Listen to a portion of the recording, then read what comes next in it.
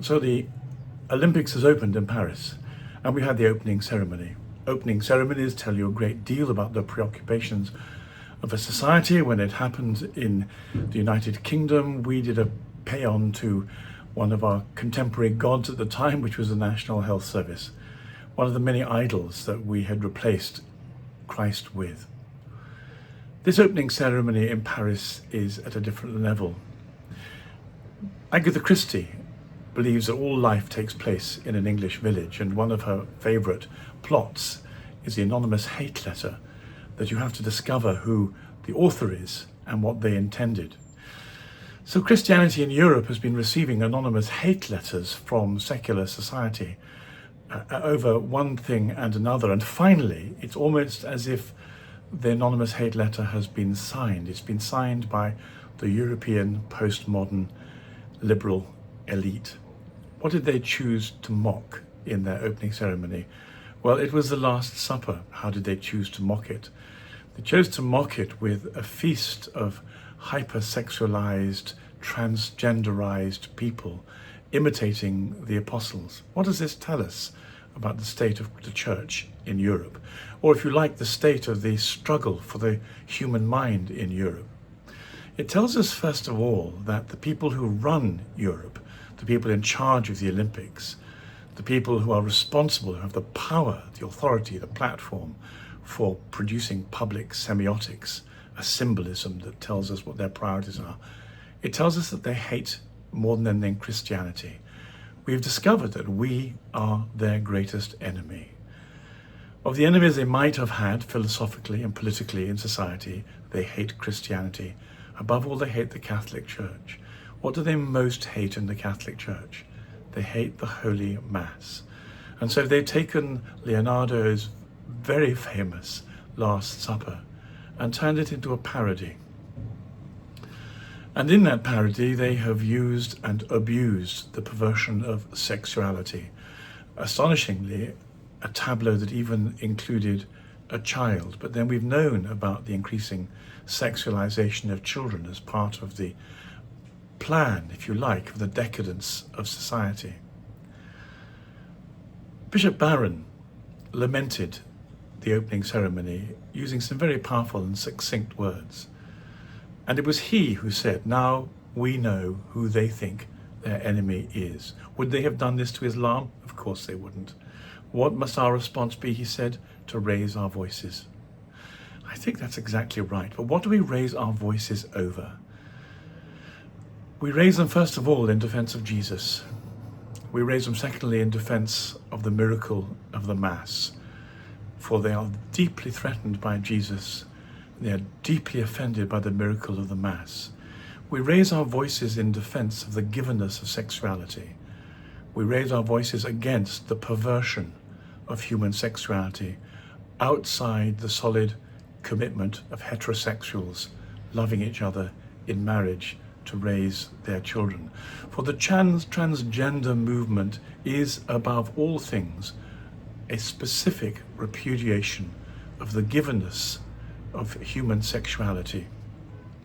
The replacement of something sane, something beautiful, something that works, something that produces glue in the extended society, for a mental illness, for gender dysphoria. But gender dysphoria laced with a particular kind of cyanide at the center of it, the sexualization of children by men pretending to be women. We need to raise our voices not in revenge. Christians don't do revenge. Better still to laugh at them, to laugh at the bloated, overweight, hypersexualized, hyper-lascivious, hyper-stupid, hyper-myopic, hyper-addicted,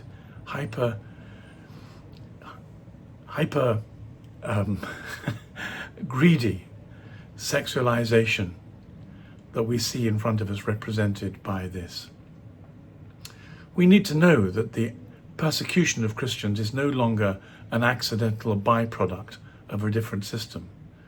We need to know that the people who have risen to the top of the power chain in society are people who find Christianity to be the greatest threat to who they are to what they represent and what they want for society. Let's take the gloves off. We can turn the other cheek happily.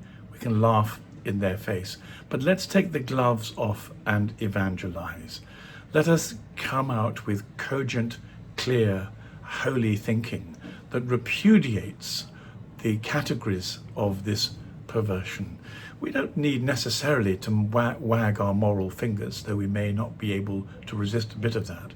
What we need to do is to show how badly it works, how bad it is for mental illness, how bad it is for social stability, how bad it is for the peace of the human heart, how bad it is for human relationships. Let us tell society how bad this poison is for the society in which we live, and then leave society itself to make up its mind whether it has a deeper hunger for the good, the true, the beautiful, that which works, or a deeper hunger for perversity, for poison, for distress, for disgust. It's time we took the gloves off. But it's not just, of course, an examination of sexuality. It's not just a celebration of Jesus as Lord. It's not just a celebration of the miracle that takes place in every Mass, but it's also a determination to use every platform we can for free speech. For you will notice that they are doing all they can to remove the freedom of speech of Christians from the public platform. Christian teachers are constantly now finding the law is against them when they offer to use the truth of biology against the distorted distress of a teenager's imagination.